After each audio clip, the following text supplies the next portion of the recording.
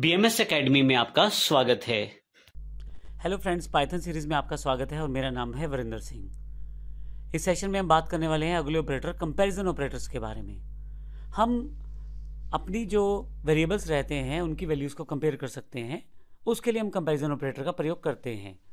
इस सेशन में हम कंपैरिजन ऑपरेटर को डिटेल में देखने वाले हैं। कंपैरिजन ऑपरेटर का प्रयोग किया जाता है जहाँ पे आपको दो वेरिएबल्स की वैल्यूज़ को आपस में कंपेयर करना है। इसके लिए हमारे पास काफ़ी सारे ऑपरेटर पाइथन में पहले से अवेलेबल हैं। यहाँ एक एग्जांपल दिया गया है, x 10 है और y 5 है। अगर मैं इन दोनों की इक्वालिटी चेक करना चाहता हूँ तो इक्वल ऑपरेटर। अब याद रखिएगा, जो सिंगल हमारे पास इक्वल था वो असाइनमेंट ऑपरेटर है, जिसका प्रयोग वैल्यू असाइन करने के लिए किया जाता है। जैसे यहाँ पे x में 10 मैंने असाइन की है, लेकिन अगर दो बार इक्वल आ जाए तो उसका मतलब है कि ये अब इक्वल ऑपरेटर है जो कंपेरिजन करने के लिए प्रयोग किया जाएगा। ध्यान रखिएगा, जो इसका आउटपुट आने वाला है वो बुलियन आउटपुट आने वाला है, या तो वो ट्रू में होगा या फॉल्स में होगा। तो जब हम इक्वालिटी चेक करना चाहते हैं दो वेरिएबल्स की, तो हम इक्वल ऑपरेटर का प्रयोग करते हैं। जैसे यहाँ पे एग्जांपल दिया गया है, ट्रू तब होगा जब ये दोनों इक्वल होंगे। इसी तरह से नॉट इक्वल है, यहाँ पे अगर नॉट इक्वल का सिंबल लगा दिया जाए और उस केस में अगर ये इक्वल नहीं होंगे तो ट्रू होगा। ग्रेटर देन वाई है, एक्स अगर वाई से बड़ा है तो ट्रू केस माना जाएगा, अदरवाइज फॉल्स केस माना जाएगा।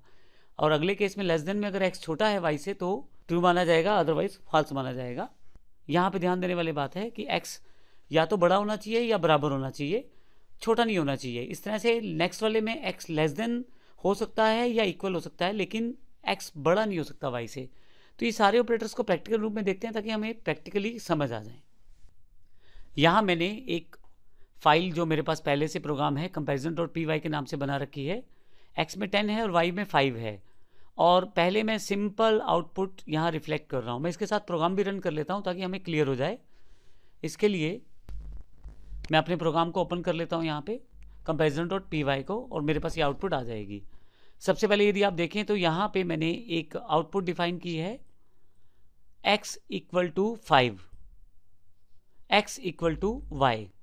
यहाँ देखें तो अगर आउटपुट इसका बराबर रहेगा तो आउटपुट मेरे पास ट्रू आना चाहिए, अदरवाइज फॉल्स आना चाहिए। लेकिन अभी मेरे पास x में 10 है और y में 5 है, और अगर मैं यहाँ प्रोग्राम को रन करूँ तो आप देखेंगे यहाँ पे x में 10 है, y में 5 है, और ये दोनों बराबर नहीं हैं, इसलिए यहाँ पे फॉल्स आउटपुट आया है। अगर x में 10 हो y में भी 10 हो तो फिर अगर इक्वालिटी चेक करेंगे तो ट्रू आउटपुट आएगा। इसके पश्चात x में 10 है, y में 5 है, लेकिन यहाँ पे नॉट इक्वल का केस है। अगर x y के बराबर नहीं होगा तो ट्रू आएगा। उसके पश्चात x में 10 है, y में 10 है। अब यहाँ पे क्योंकि x y के बराबर है और x not equal to y होना चाहिए, तो इसलिए आउटपुट फॉल्स है। x y के बराबर नहीं होना चाहिए, इस कारण से यहाँ पे आउटपुट यहाँ पे फॉल्स आ रहा है। अगले सेक्शन में हमारे पास x में 10 है और y में 5 है। x अगर y से बड़ा है तो उस केस में ट्रू रहना चाहिए, जो कि है, x में 10 है और y में 5 है। उसके पश्चात दोनों बराबर हैं तो देखिए यहाँ फॉल्स आउटपुट आएगा। रीजन, x और y बराबर तो हैं, लेकिन कंडीशन ये कहती है कि x y से बड़ा होना चाहिए, जो कि नहीं है। इसी तरह से अगला एग्जांपल यदि आप देखें तो x में 5 है और y में 10 है। यहाँ ध्यान रखिएगा, x में वैल्यू छोटी है और मैं ये चेक करना चाहता हूँ कि x छोटा होना चाहिए y से, जो कि है, 5 छोटा है y से, इसलिए ट्रू आउटपुट है।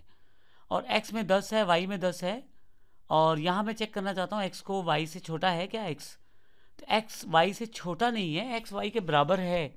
तो ऐसे केस में जब हम लेस देन ऑपरेटर का यूज़ करेंगे, x लेस देन y ये चेक करेंगे तो आउटपुट फॉल्स आएगा, क्योंकि x छोटा नहीं है y से, x y के बराबर है। इसी तरह से मैं यहाँ पे इक्वल और ग्रेटर देन यूज़ कर सकता हूँ। ऐसे केस में x में 10 है और y में 5 है, ठीक है, क्योंकि x बड़ा है y से तो ट्रू आना चाहिए। और अगर दोनों बराबर रहते हैं तो भी ट्रू आना चाहिए, क्योंकि हमने यहाँ पे इक्वल ग्रेटर देन का यूज़ किया है, यानी कि एक तरह से ग्रेटर देन इक्वल का प्रयोग किया है, या तो ग्रेटर हो या इक्वल हो। इसी तरह से लेस देन में देखें तो फिर से x में 5 है तो ट्रू केस है, क्योंकि 5 छोटा है 10 से, तो x छोटा है y से, इसलिए ट्रू है। परंतु अगले पॉइंट पे मैंने x में 10 रखा है और y में 10 रखा है, तो x या तो छोटा हो सकता है y से या बराबर हो सकता है। इस केस में बराबर है, इसलिए यहाँ पे आउटपुट ट्रू है। तो इस तरह से आप इस एग्जाम्पल को समझते हुए इन ऑपरेटर्स को क्लियर कर सकते हैं, और इसके अलावा इन प्रोग्राम्स को आप डाउनलोड भी कर सकते हैं। इसके लिए आपके पास, अगर आपके पास पेन ड्राइव है या डीवीडी है तो उसमें हमारे प्रोग्राम्स मिल जाएंगे, अन्यथा आप हमारी वेबसाइट के डाउनलोड सेक्शन में भी ये प्रोग्राम प्राप्त कर सकते हैं। धन्यवाद।